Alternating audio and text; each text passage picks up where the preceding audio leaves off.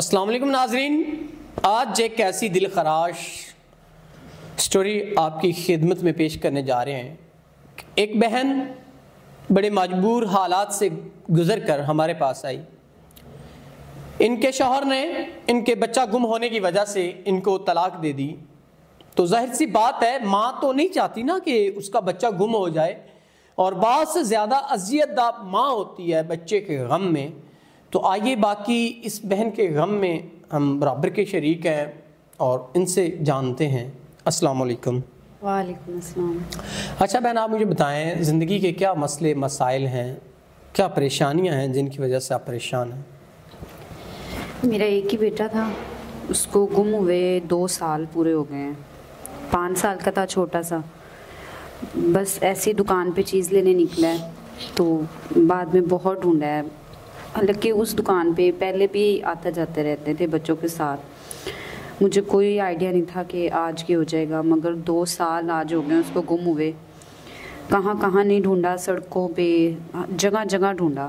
اس کی مطلب اس کے گم ہونے کے بعد میرے شوہر نے بھی میرے ساتھ اچھا بہیو نہیں رکھا۔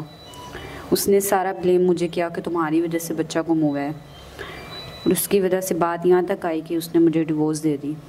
اس کے بعد میں اپنے بھائیوں کے گھر گئی، انہوں نے بھی مجھے اپنے گھر نہیں ایکسیپٹ کیا، میری بھابھیوں نے، انہوں نے بھی مجھے وہاں سے نکال دیا۔